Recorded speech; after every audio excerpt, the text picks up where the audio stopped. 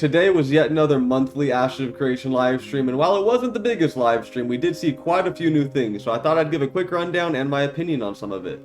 So really quick, for those who were unable to catch the stream, we were first showcased the Citadel of Steel Bloom, which is the first pocket dungeon we've seen in Alpha 2, and then we were shown Firebrand, which is an open world boss located right outside of the Citadel.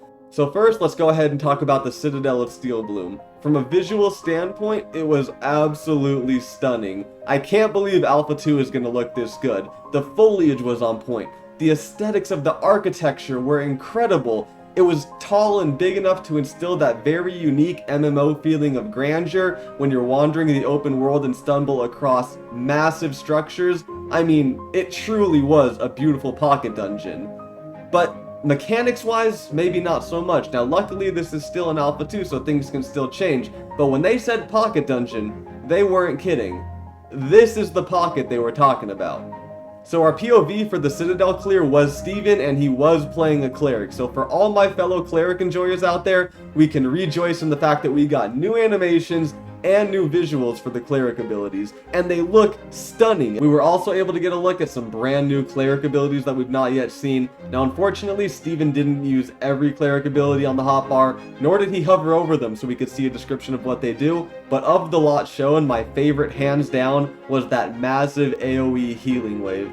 It was about a 10-meter wave that spread out pretty wide, and the heals were not small. They were chunk heals of about 750 to 1.5k at level 20. Now this helps ease some concerns I had that a Bard was going to be able to replace the Cleric at low level content, because during the Bard showcase we were getting heal after heal after heal for the Bard, and I was thinking this is getting to the point where if you stack them all up you might not need a Cleric, but during the showcase we were shown that Intrepid is balancing the support classes to a T, and the Cleric is an absolute master at healing. I think they did a great job with it. Now as a general observation, the combat in the showcase looked pretty darn good. There was one laggy hiccup at the start, but after that everything was fluid. None of the mobs were lagging, like in the Bard showcase when that goblin was basically a PowerPoint. It was like a 5 FPS goblin. None of the mobs were lagging. Everything looked fluid, animations were going off without any visual lag or gameplay delay or anything. It looked very, very good. But man, I wasn't joking about that pocket dungeon comment. I really hope they add more content to this. Maybe this was just an Alpha 2 thing where they're like, we got to get something together for the monthly showcase, and they showed us maybe the bare minimum, because it was a massive citadel, and it seemed like the only content was going in, killing some mobs, activating an event, a ghost will spawn, and you follow that ghost to a ritual site. And by the way, the ghost animation left a little to be desired. It wasn't really floating, it was more so static and like translating to the ritual site, and I get that that is a little nitpicky for an Alpha 2 game, but that's just one thing they could work on in my opinion. And then once you get to the site, it's 9 minutes of waves you have to clear while the ghost casts the spell. Now luckily Steven himself did say, man, this feels like a pretty long ritual. Yeah, because it was 9 minutes long, Steven. No one wants 9 minutes of wave-based combat. But maybe, like I said, they put that in there just to draw the monthly live stream out a little bit more. Understandable, it is still in alpha. And then once you cleared those waves, an egg spawned on the table. I'm not sure what it was used for, but Steven went ahead and collected it, and then they moved into the Firebrand encounter. And to Intrepid's credit, Firebrand was pretty darn cool. It had over 800,000 hit points. Now, someone asked in the Q&A on the stream, will this HP scale if more people are zerging it down? Steven said no, but one thing to keep in mind is the loot won't scale either. So whether you're clearing it with a group of 40 like they did on stream, or you're zerging it down with a group of 300, you're still only getting one bag of loot that you gotta split amongst you guys. So it has a natural way of balancing itself out, which I truly love in this game. On New World, pretty much everyone gets a bag. You can kill a boss with 10 people or 30 people. Everyone's gonna get something. But when you limit the resources, it's a natural anti-zerg mechanic, and I love that Ashes is implementing this. But yeah, the intro animation for Firebrand, when he swoops and flies down and lands, it was pretty stunning for a dragon. It reminded me of playing Skyrim as a little kid, which is a big compliment. Although I will say, once Firebrand landed from the skies, I honestly thought he glitched out, because he was just standing there like this.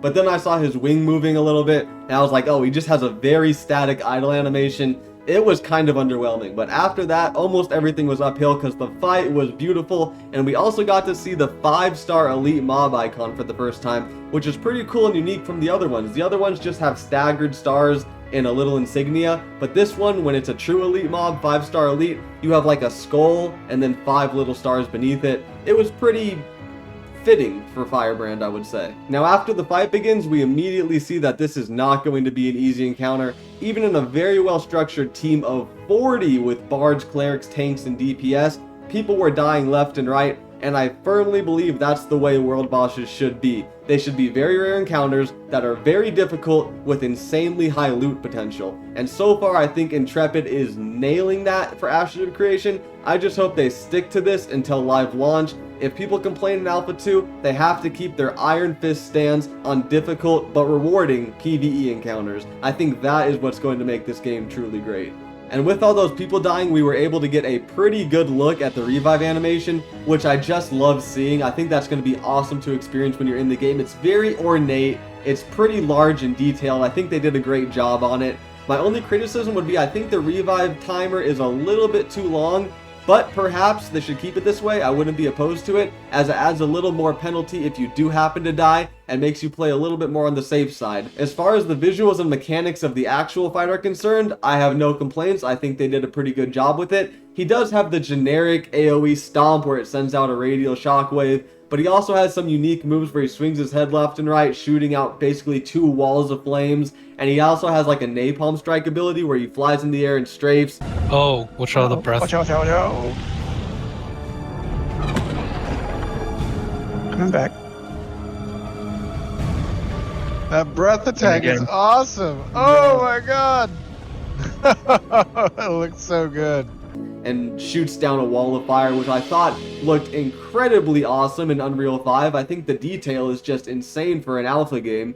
Although I think the flames are visuals only right now, they might not actually do any damage. There were multiple moments when Steven got directly hit by a flame attack and took 0 damage. That's just one of those reminders that this is still an alpha game. I know from a visual standpoint you can be easily fooled into thinking it's a AAA launch that's getting ready to happen next week, but we're still a full 2 months from the Alpha 2, which is then a further, year and a half, 2 years from live launch probably. So, we're pretty early on in development still, even though it might not look like it. As the boss got lower in HP, we did enter Phase 2, which Margaret leaked on last month's live stream, and a bunch of flame elementals spawned, and Steven told his team to focus on the ads. I'm assuming you have to do that or else you will wipe. But after that, the fight was pretty standard. They whittled him down and eventually killed him. Opening the loot bag, we see there was like 5 or 6 unique items in there. Some dull glint, dull and dim glint. We still, I don't think, have seen the 3rd tier of glint yet. I was only expecting components that you can further craft into gear, but it looks like you do get some completed gear. But in the words of Steven Sharif, As we all know, crafters make the best shit. so I would keep an eye out on the marketplace for some crafted gear personally. But those are just my general thoughts of today's live stream. I honestly thought it was a pretty good one and worth a watch if you didn't happen to catch it live. Do consider leaving a like and subscribe before you head off, and also in the description you're going to find a link to our Ashes of Creation podcast, Rebirth Radio, as well as a referral link. If you've not yet made an account on Ashes of Creation, it is completely free to sign up. Click my link in the description down below to learn more. It's going to be a truly special game, and I promise you it'll be worth signing up. Thank you for watching. See you in the next one.